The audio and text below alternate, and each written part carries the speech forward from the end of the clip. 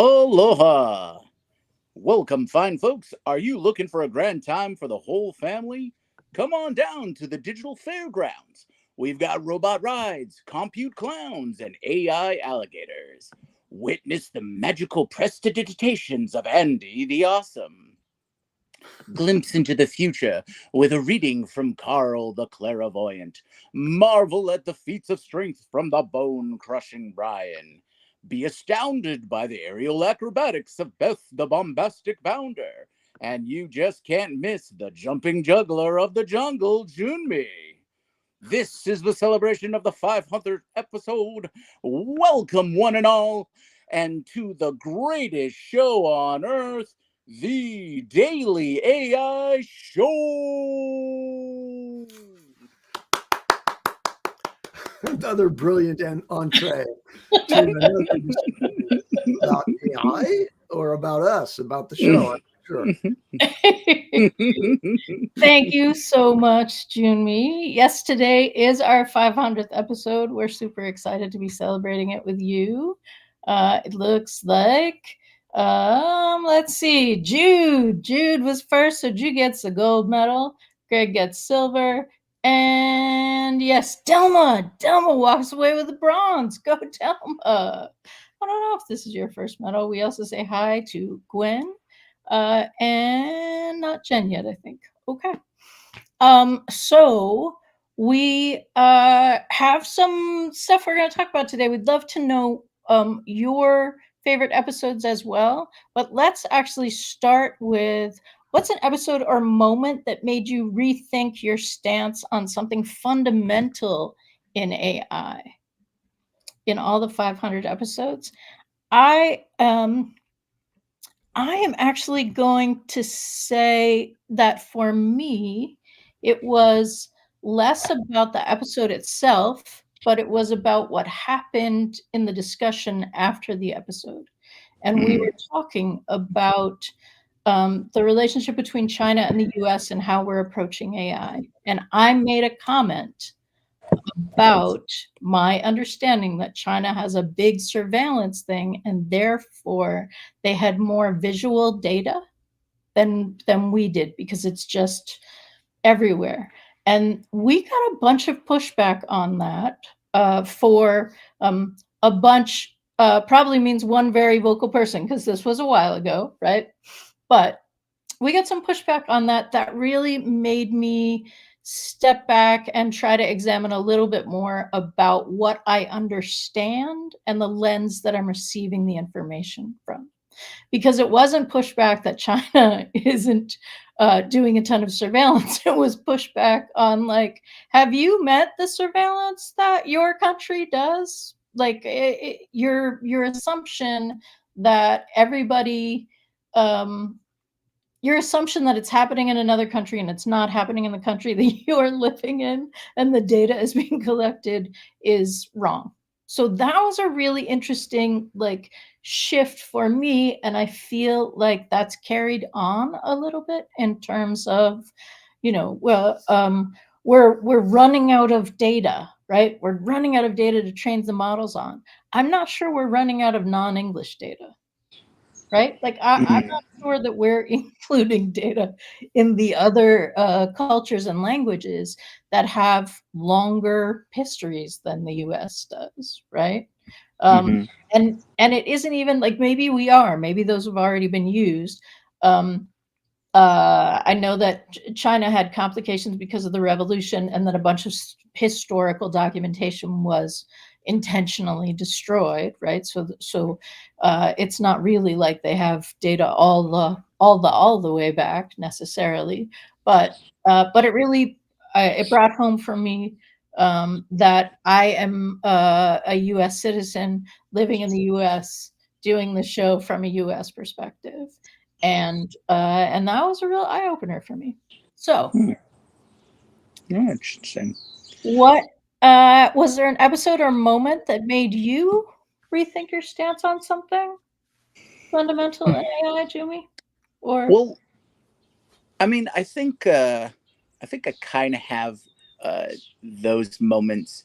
Maybe not like a singular aha moment, I mean, beyond the fact that of the reason we started the show, right? That was the ultimate aha, right? December 2022 ran around. We, or at least from my experience, just hit the ground running, starting to hear it from a few of my friends, checking things out, being amazed at capabilities of models, then finding a group just sort of just in, sort of just aligned, like the planets aligned, and finding a AI discussion group, and then meeting all of you and wanting to do the show. It's like, yes, there's a lot to discuss here. So I guess overall in the AI journey, that that was my big aha. But other than that, it's pretty steady, you know. Maybe maybe you get a little jaded in this bubble when you know fantastical features or capabilities some to come out of nowhere. Um, there's been a few tools that have really um, you know got the gears going or the creative juices flowing when I've come across them. And anytime I find something that just redefines or negates a hurdle or a trouble that, issue that I might be troubleshooting or something like that, when I find something like that and I apply, and it's an AI tool or AI solution, that's that always makes me think of my past experiences. Like, I used to take 20 hours a day to do X, Y, and Z. With AI, it becomes 2 hours, you know, and that kind of thing is constantly happening, right? For example, when I found Opus and other repurposing tools, that's an amazing amount of editing work that that I've done in the past no longer takes time. Even tools like Firecut, which does auto editing of simple long form, content, cutaways, things like that. That saves hours upon hours of time. And from some of the stuff that I'm seeing nowadays, that level of tedious work is going away completely. Now you have to spend your time, and I guess this is the goal of any creative field, is you get to spend your time focusing on the things that you've always enjoyed from the creative field.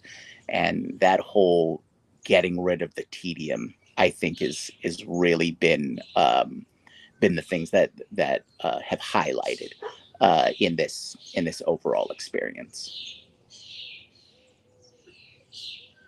That's so good. And even within those things, I'm thinking that, like, that first iteration of Opus, right? Like, now how many things have happened? Like, oh, but Opus again, but Opus again. Actually, Firecut just came out with a Vinci Resolve waitlist because they're coming to a non-premier computer near you, right? So that's also super interesting. So Andy, what's your hey Brian? Let's go with Brian. Brian, we were just asking what's an episode or moment that made you rethink your stance on something fundamental in AI, but I also know that you are time limited, so say whatever you want or Can answer that you question. can we throw to Andy first, please? Because Cool. I didn't mean to come on stage. I was trying to set up my camera and it hit the button, so I was trying to get it so it didn't look ridiculous. So over to you, Andy, because I am not All right. prepared. Putting Let the me live jump in the Daily AI Show live. Absolutely. Thanks. So a couple things that I want to reflect on. Not so much a retrospective as an appreciation just generally of how the show works for me. And I think how it works for many people who are, among our many thousands of subscribers who pay attention to this on a routine basis, though a small subset of them, I think, are actually watching every single show. Certainly, there's a very small group of people who are watching every show live. We love those people more. You're great. Then there's We a lot don't of love people. them more than our other children, okay? Oh, We no. love all our children I have some equally. favorites. Okay. Anyway, looking back on it, I think there's some things that you gain, and I've gained from being a part of this show. And one of them is by being in a daily conversation about it, the things that are emergent and important are elevated to your attention in a way that they wouldn't be just generally through the media, or you'd have to invest a tremendous amount of time, as we already do, reading newsletters and watching YouTube videos and so on to get an impression. But when you gather a number of people, as we do, each of whom has a very distinct, differentiated angle and focus on AI and a personal practice in AI, when the conversations turn to something that is like coming about, like MCP, and how that has been an emergent topic of conversation, you at least know what you need to be aware of to be au courant in AI. Now, so that's a great service, and I think it's a great value from paying attention to this on a frequent basis like this. And you don't really have to practice any of that. I can say that in terms of the distinctions that we have, each of us as co-hosts on the show, we each have a different angle and a different set of tools that we practice with routinely and have expertise in. And for example, you guys were just talking about some of the multimedia aspects, and particularly the video editing and video generation parts of this. I never touch those things. I have no idea really from a practical standpoint about how to use them, but I know just enough to be conversant about them because I listen to Beth and Junmi and Carl, who does, almost every other day video productions of his own to post to TikTok and elsewhere.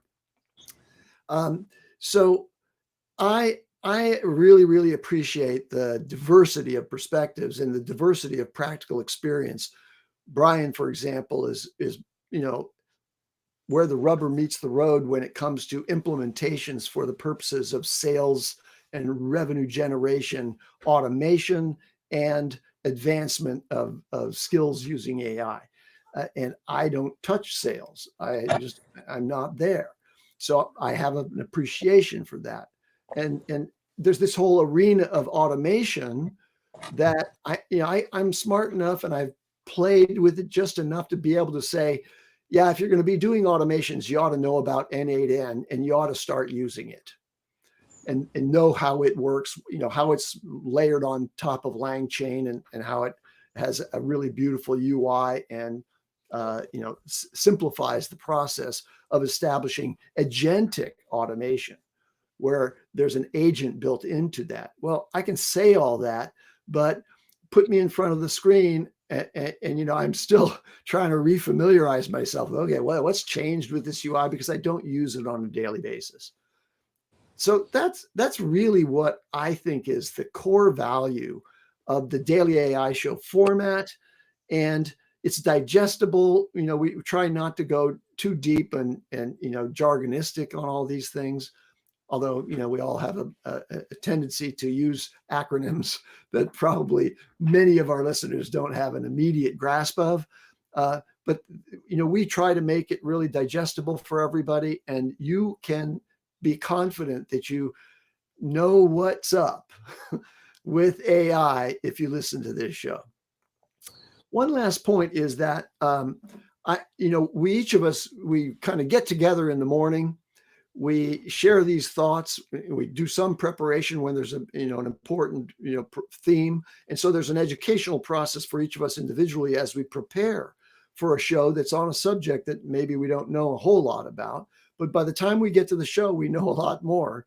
And we've used AI to accomplish that level of comprehension. But then we go our separate ways, and each of us is working in a different domain. And we've provided a very minimal level of transparency into what it is that we're actually working on. Some of you may know that I spend a lot of my hours that I exploit AI with doing vibe coding. And so I feel like I've kind of moved forward in that arena, and I know a bit more just through practice about that than I do about many other aspects of AI. But in order to do vibe coding, I also use many of the advanced tools that are available through OpenAI and Claude and Gemini. And I have this sort of generalist perspective on how to use AI. But I know that, Beth, when I say minimal transparency, I don't really yet understand what it is that you do with AI and what you're using it for in your personal professional practice. I don't really get that. And Junmi, while I know you have this expertise in the sort of the media area and video area, I also know from watching your prompting across 30 days and elsewhere that while you have that focus, you also have significant expertise in the application of AI to startups and elsewhere. But I don't really know what what I really would like to do is have a little camera back here over my shoulder that could share my screen with you guys while I'm working. And periodically you could just do a virtual drop-in with me and just see what I'm doing, so that you would do the same for me, so that I could understand what it is that you're actually doing and learn from that. Because watching someone over their shoulder work with AI or watching them build a prompt is really, that's an advanced form of tutorial on how to get really practically, expert at AI. So get those little cameras working, and let's do a virtual town hall, on a continuous basis. So Andy, what you're basically saying is you want all of us to be 24/7 live streamers, Yeah. and then we'll each have our channel or shared channel, and then all of our audience can join us whenever they want At while any we're time. Yeah, at any at time. any There you time. go.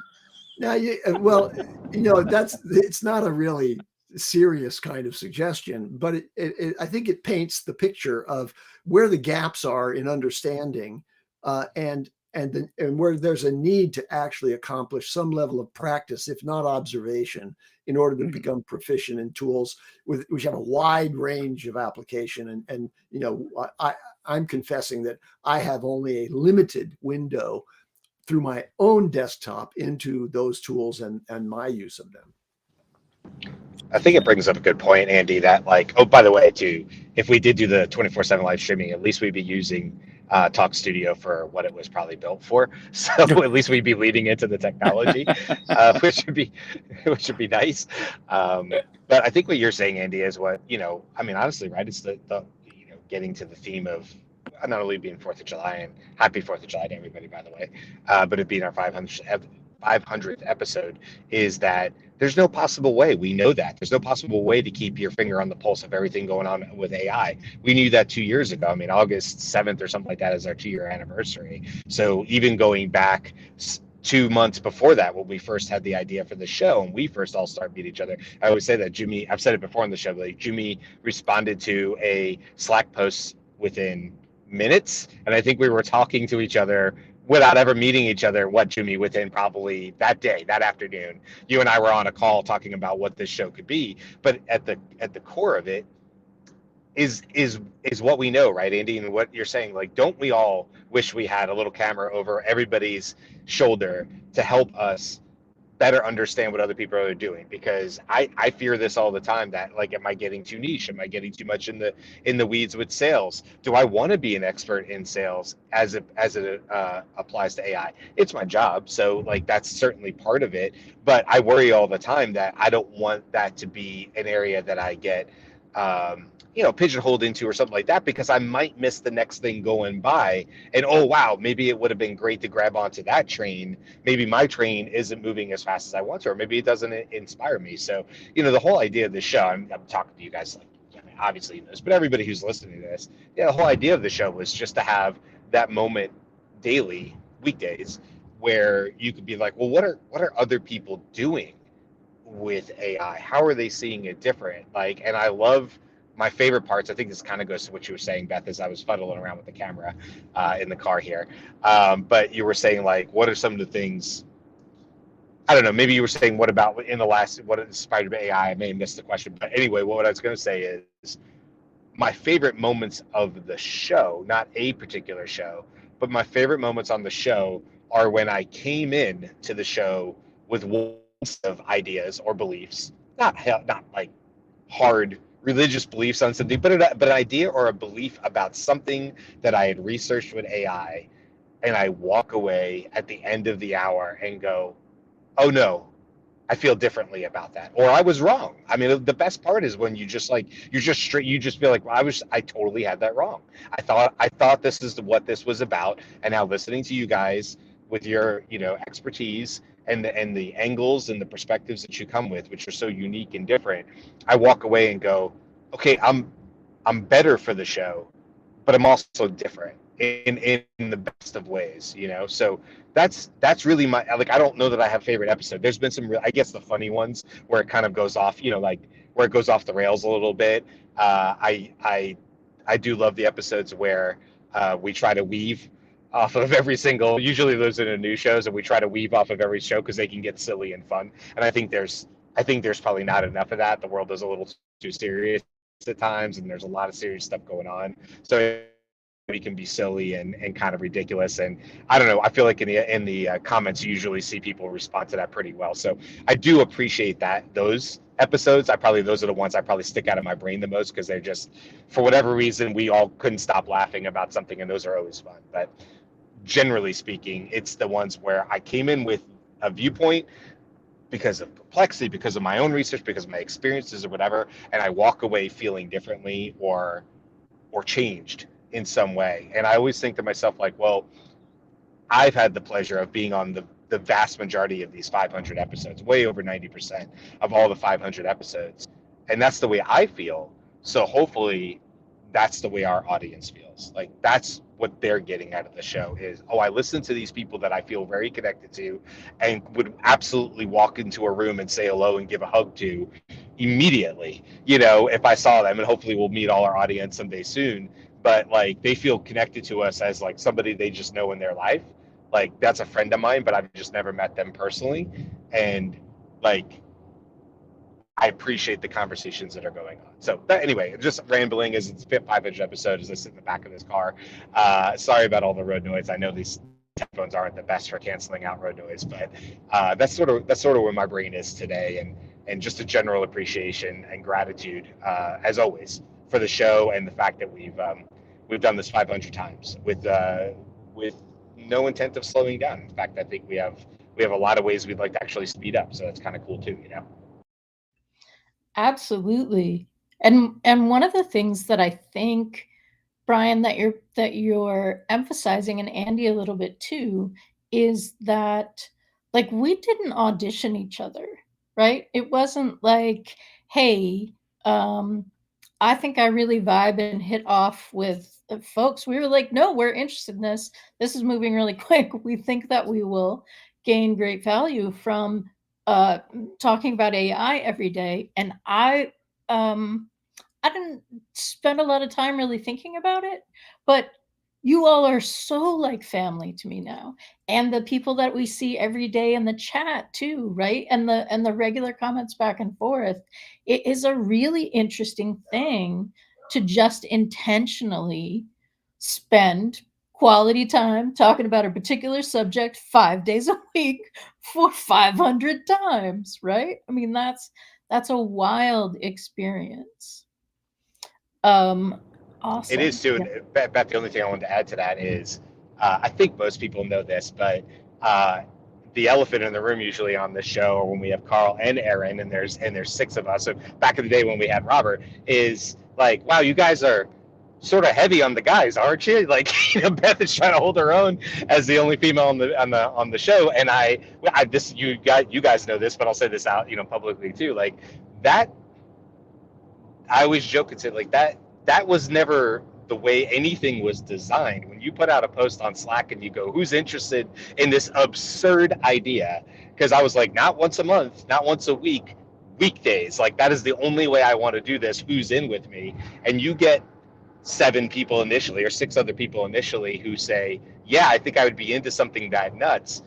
You go, thank God there's 6 other people who think this is a good idea, and I don't have to do this all on my own. And so I do know that people probably think that. They're like, why, how come Beth is always having to hold her own as the one and only female on the show? And I just think like, you know what, thank God we had the people who showed up and said, I want to do this, and the chips fell where they fell, and that's just the way the show started, and I wouldn't trade it for anything. But I do know we oftentimes will get comments about that, and people would be like, yeah, it's not like a super diverse,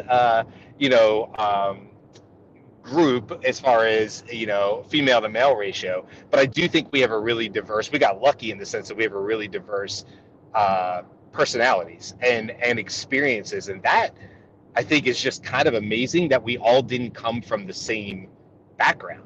Like we all, like Beth and I, you and I had trained or taught together through the AI exchange, and you and I had known each other a little bit that way, but we didn't all, we all just have such diverse backgrounds and what we've done prior to AI and stuff. And I think in that way, we're very diverse.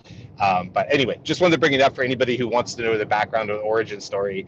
500 or on these even 100 episode increments. It's always good to remind people how this all started. And it quite literally was a Slack message in the AI exchange.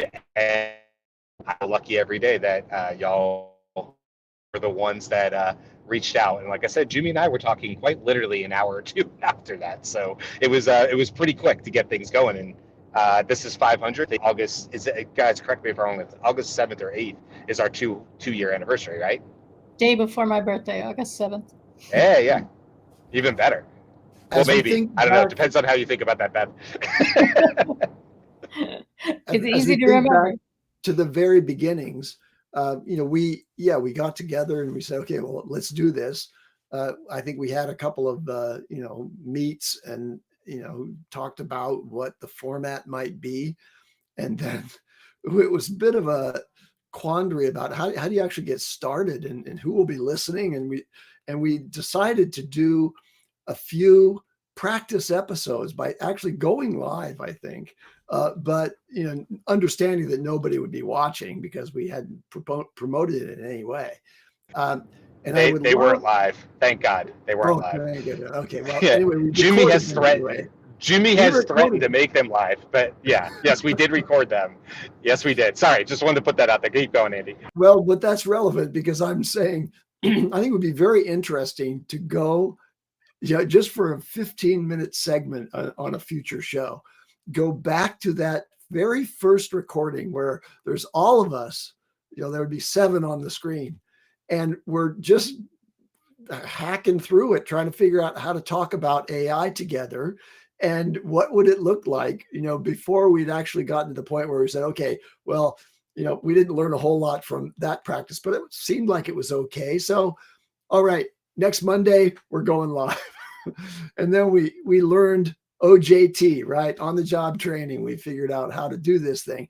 And by the way, there's a lot of pre-production and post-production work that happens in order to put all of this stuff up online on a permanent basis in a format that's been cleansed and refined. And in the past, we actually did, I should say, Junmi did excerpts from the show that were small shorts that we would post as well as partial promotion. But there's this enormous library of video now of all of us talking about AI subjects. And it'd be very interesting to just zoom all the way back, rewind all the way to that very first practice session and put it by contrast up against what we know today. Because my guess is that what we were talking about and how we talked about it was a fraction of the skill and knowledge that we can convey now in a 40, 50-minute session. Yeah, and I'll say not necessarily the AI. You guys could probably speak to that. Although I think at that point, even maybe 4 had come out, maybe we were past 3.5.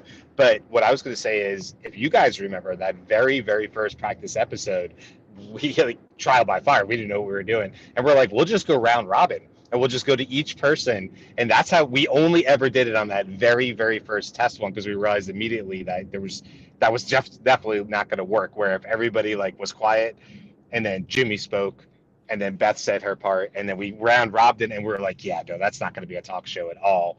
And so that's what I remember from that. I don't know if anybody else does. Like, it was an immediate no, we're not going to do this, and a pivot, like from the first day, of testing and whatever. And I don't really remember the rest of that first week. Maybe you guys can speak to that, or what we were talking about in AI, because that would be interesting as well.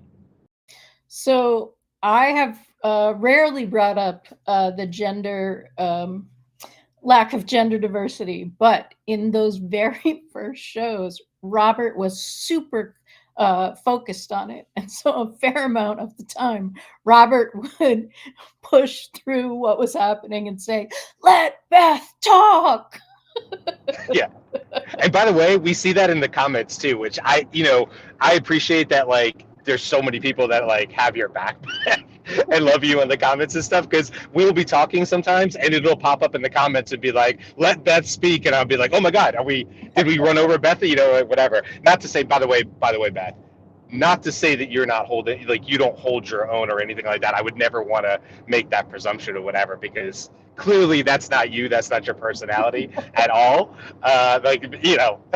You've made comments on that before. But I do appreciate when sometimes people will throw in the comments and they'll be like, what was Beth going to say? Right. It's like, oh, okay. Okay, got it. Thank you. And I think that's now come to recognizing the voices that haven't had a chance to share on the show. So I see more often, let Jumi speak. I wonder what Jumi's thinking. I wonder what Carl's thinking. Because both Jumi and Carl, I think, are more polite than the rest of us. I mean, I'm the last of 5. I did eventually figure out how to make my voice heard in the din that was happening. But yes, so in that very first week, the other thing about that very first week is that Carl wasn't a part of it. Carl was on vacation for most of August, and he joined maybe 2 weeks in. I didn't remember that. God, that's funny. Yeah. He didn't like a week into us doing the lives too? Yeah. Yep. Wow, I didn't remember that. So I'm not going to play this, but I will give a little bit of heads up before you share screen. Yes, I will give just a little bit. No, I will not. I'm on a Mac. I lied. I am not doing the Mac things that say I will share a screen. So I will have a screenshot. I'll post it in the Slack. That's something new that we just did recently. We're updating our website with the vibe coding thing. Vibe coding episodes, and we created a Slack community. So if you're listening to this and you have not been joined a part of the Slack community, it is where some things happen that happen after the show. Lots of conversations. Great place to go when like news breaks, what's happening, to get people's take. And that's at the Daily AI Show community.com. Let's see, what else? So one of the things that I think we've gotten comments on also, and Delma actually just said in the chat as well, is Delma said, I'm here because this is the only place I can hear.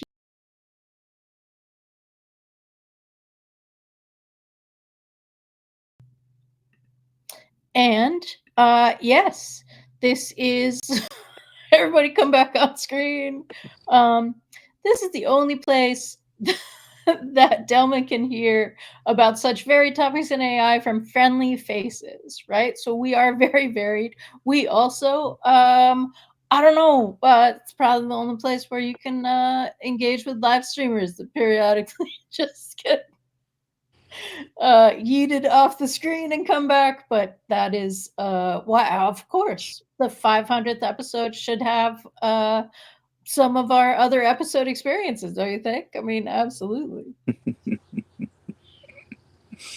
So so one of the other things that I think is an unintentional but true, if we look back at our 500 episodes history, is that, and Anne Murphy, who was a guest host for us, mentioned that essentially we're a time capsule, right? We're a time capsule more than the like single talking heads who have like great followings and great renown in this.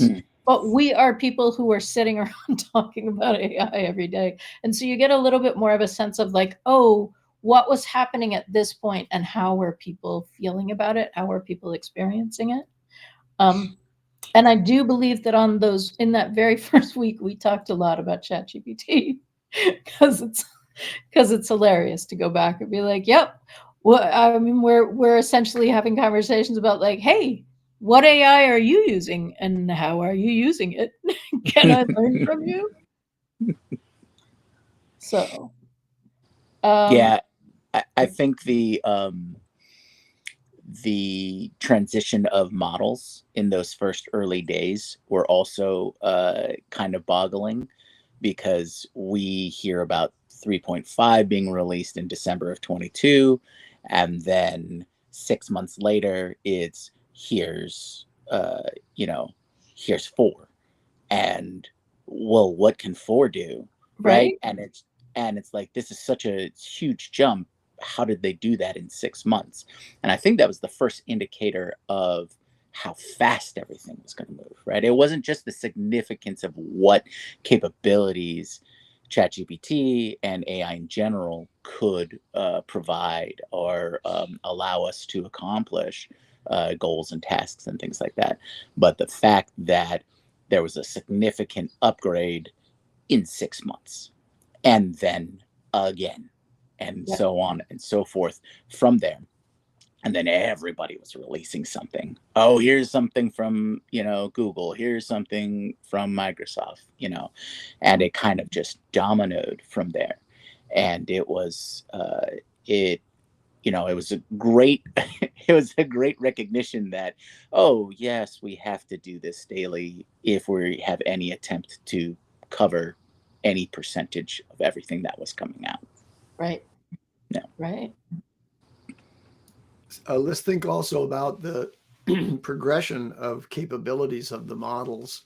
When we first started out, it was just fantastic that you could write a prompt and have a very competent response from an AI in a single inference run. Mm-hmm. And that's just over the course of a couple of years, that's become a very huge ecosystem of various models and attendant capabilities, like the automation platforms that are interacting with those models, basically removing the necessity of building an application yourself that has an API connection to a model. Now you can access those models and select from all those models that are out there. But back in the early days, it was, okay, you could use this model, and then there were a couple of good open source ones that came out right away, and you could play with those, but the platform access wasn't really that accessible. You really have to kind of work on it to, make that something that you could use on a daily basis. Now almost it's just thousands and thousands of companies have formed around the AI market space. And you can do almost anything with all these various models. And in a recent show, we talked about how those models have different personas or different personalities and sort of ethical frameworks even. Mm-hmm. When DeepSeek first came out and shocked the world in a way by being a relatively inexpensive distillation of a lot of work that had been done elsewhere on the web, in effect, in the AI space.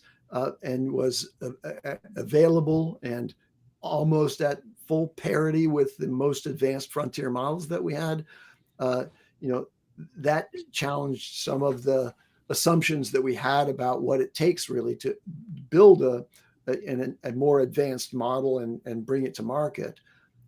So the competitive landscape was changing all the time as we observed it. But I think that the point that I'm trying to get to is escaping me. So I don't know if you're going to follow it. but I want to just say that now we're at the point where you really should, be able to play with multiple models. But if your life is anything like mine, you're sort of zeroing in on one of the many nearly identical in the most basic respects, capable models out there, the main players. And if you're playing with open source, you're probably mounting an open source model on your own devices, and that's a different path that I haven't really pursued, because the inexpensive $20 a month kind of access to the frontier models that you can play with, notably Gemini, Claude. Some people might pay for DeepSeek. I'm not sure. OpenAI, ChatGPT, if you have a plus subscription there, those models are really enough for you to have access to a wide range of tools already built into those UIs, which didn't exist at the outset. What we started out with was just a chat message dialog box. That was it. And then sometime later, it was possible to actually upload a file to the AI. That wasn't there at the outset, right? When ChatGPT first came out, I sound like an old school guy now, talking about the good old days, but it was really just about a chatbot. We had a chatbot access to that, and now it's very, very different, all the way up to and including a simple UI for accessing an agent that has access to a wide range of tools and can do, really amazing things for you you count them in seconds, not minutes. Right. I did want to follow up on that in the same vein of seeing all of those, the capability, the evolution of capabilities. But I think the other thing, or the other side of that, is also how many touch points there have been, right? AI is completely changing how to do everything. So I wanted to pose the question to you all, and definitely our chat. Let us know when or what is the category or topic or area that related to AI that you most enjoy. I think everybody knows mine, but I want to hear from you three, and definitely from our viewers. What, just post it out there. What in AI is most exciting to you, or what do you try and follow the most? And I'd love to see what everybody's response is on that. Well, for me, we touched on it earlier this week. And I have come back to it a couple times, sort of throughout AI development. But the idea that personalized software is here, right? So if you have a great idea and you want to vibe code it and then put it on the app stores and all the things, that's certainly possible today. But it's also possible that if you just have all right, so I did a bunch of work to prep for montage stuff for the show, and then that didn't work. And part of why it didn't work was because it downloaded I had a script that downloaded all of our videos from YouTube that would correspond to the time codes in the transcripts, except it numbered them backwards. So it took the most recent episode and made it 001, right? And just that, right? Just that whole process of wow, I have an idea. It's not something I'm going to sell. I just want to be able to grab some stuff and do some analysis for it. And I'll share some of that after the show when that kind of thing happens. But it numbered it backwards. I can totally write another script that's going to number it front ways, right? Like these things are so easy to pull into. I have a problem and I am interested in doing something. And this actually is almost purely writing Python scripts, right? Like this is just writing code for me and then walking me through like, yes, I play in bigger games than I know how to play, so I'm going to need you to hold my hand as I move through these things. And just the idea, if we just look at almost everything that you want a software to be able to do for you is possible now. And it's possible now by literally just talking to ChatGPT and saying, hey, tell me what I need to do. It's going to default to other things. I often say, what's the simplest way that we can do this? Let's start with Python scripts, right? Like, how can I solve this? How can I make this happen with a set of Python scripts? Or do it in Claude and have it build an artifact, or do it in Gemini and have it build whatever it's called. It's not an artifact, but it is working code within a browser in Gemini's interface. That kind also called Canvas, just to keep things super not confusing. Right. It's Canvas that it's Canvas that can function like an app but yeah. Thank you, Brian. Absolutely. So that for me is the most exciting. That can we just all build tools for our own selves now that and it's automations, but it doesn't even have to be automations. So that's my thing, Junie. It's like, wow, if that's possible, what, I'd save myself 10 minutes and several moments of profanity, right? That's worth time. If I can get that done in an hour and it saves me for the next 5 years, yes, 100%. I would say for me, I think you guys could probably guess mine too. I feel like Jimmy's like, I think you know mine. I mean, maybe not, but like Carl had recommended maybe a week ago a podcast. I love that Carl is so active in not only the Slack community but our internal Slack community. He posts all the time, and like he's such a giver in terms of like, hey, I saw this thing and I want other people to know it exists. I love that about him. He's so good about it. And one of the things he did is he tagged me and he said, Brian, this seems like a no-brainer, must podcast listen. And it was for a podcast I'd never heard of. I don't remember the name of it off the top of my head. But anyway, hold on, my wife's on it. 1 second. See, this is why you need to have co-pilots while you're driving in the car. My wife said it's the Cognitive Revolution was the name of the pod. So big assist for my wife, who's right Amanda. there. Go, Amanda. Amanda is driving the car. I think everybody knows at this point that I don't drive and try to do this show at the same time. So I am in the back seat as a passenger. What I was going to say, though, is the episode was all about education. And I have only grown more and more passionate. I think I always was, honestly. It's not like AI brought me to education. I've been sort of beating this drum in my house.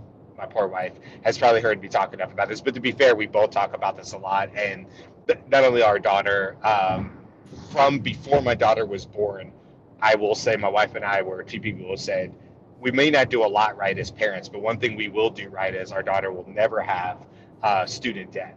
And if that meant that my daughter maybe never went to college one day or whatever, we would have figured it out. There's so many other alternatives out there. And lo and behold, here comes AI so much later. My daughter's already like, 12 at this point or whatever. And now it's like there's just endless opportunities and possibilities in that space. It was a great podcast, by the way.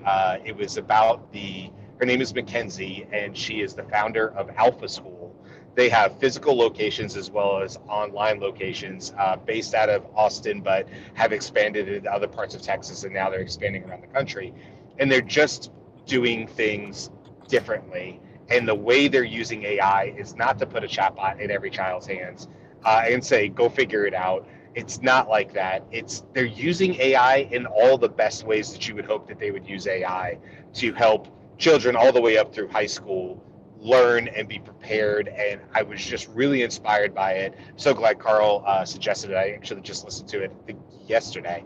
My wife and I were listening to it in the car. So anyway, my answer is education. I'm like a lot of people in the comments who are like, yeah, all the things. I think Greg was like, yeah, all these 10 things. I'm me too. I'm like squirrel, squirrel, squirrel. But if I had to focus on one thing that I think the universe and whatever will just drive me somehow. I just would not be surprised if it's just a side gig or it's my full-time gig one day. Will be in education and it'll be in AI. I think all roads converge there for me, if I'm being perfectly honest. I don't know what that looks like. I'm very happy it's scaled. But it's a huge passion of mine. And I get so excited about the potential future of education and equity, more importantly, and the idea that we can raise all children up despite maybe where their experiences are. And we have an opportunity like no time in the last decades to rewrite and rethink what public education looks like. And this is like ground zero for that right now. And I think, wow, how lucky am I to not only be living through a time where everything's being figured out with AI, but like quite literally, we're going to rewrite education around the world and obviously in the United States. And that gets me so excited, because I think like there's only so many times in history that you get to live through one of these times, and this is one of them. And so I often think to myself, like, no, we're in it. Like, this is happening right now. It's kind of like the whole joke about AGI. Has AGI happened, or is it happening, or do we even care? Is it all about super intelligence? There's that whole thing about like, do you know you're in it when you're living through it? And I try to remind myself, and this show is a good reminder for me because we do it so often, to think and stop and go, hey, we're in it, guys. We're part of the change. We have an opportunity to be part of a massive change, whether it's in other areas or education or otherwise. And that is beyond exciting to me, that just by pure chance, I got to be the age that I am, living in a world where this is going on right now. It makes me endlessly excited. So I would say that's definitely my area for sure, as well as many others that people have brought up. But education is top for sure. Well, Junmi, for mine, what Brian said. Really, my angle on all of this behind the scenes is focused largely on education and the disruption that AI presents. Like, I think Brian, as a natural optimist, is focused on the ways that AI can be used. He's given the example that comes from this podcast that I haven't yet listened to, but I will today. Which is a positive story. And you have the Harvard study that says, at least in high-end education and math, having access to an AI tutor dramatically accelerates the possibilities. But if you go back down to the early roots of the important skills of reading and writing, individual student access to ChatGPT and other models that can do that writing without any cognitive involvement on the part of the student is a big risk to the progression of minds in those ages. And we don't seem to have a coherent education department, much less a coherent education approach, with the exception of some certain private schools that are, doing this in a thoughtful way. And I'm concerned about the public school system in the United States and elsewhere really being undercut by the availability of personal writing assistance and the impact that'll have on cognitive skills in students. So that's a passion of mine, is how do we stop the train that's going possibly in the wrong direction right now and ensure that the tools are available that actually allow AI, in a way that it certainly can do, if it's trained to do it correctly, can actually build cognitive skills while assisting students rather than simply replacing their effort. Yeah, no, that's an excellent point. And I think it highlights what when we talk about alignment, that's a form of alignment, is how are we going to implement AI? What's the healthiest way, most holistic way? And listening to all of you talking about your your categories or areas and things like that, and how passionate you are about it, um, really informs, I guess, what I mostly get out of AI in general. And this goes back to your initial question, Beth. I talked about an applied sense, but just the idea that because AI can affect everything and it lowers the barrier for everyone, and there is this potential to affect change, we can change everything. We can use this technology. If we're aligned correctly, we can change everything that we want to change. Right? We can make huge movement, huge progression in whatever direction that we decide to collectively. Now, on a more personal note, I am most entertained by AI and science.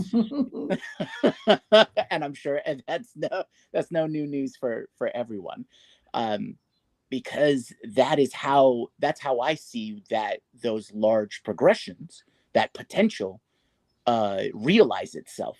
You know, everything that I enjoyed, and I continue to enjoy, in science fiction, fantasy, all of those narratives and things like that, especially from my childhood, I'm seeing happen right now. We're building robots, cyborgs.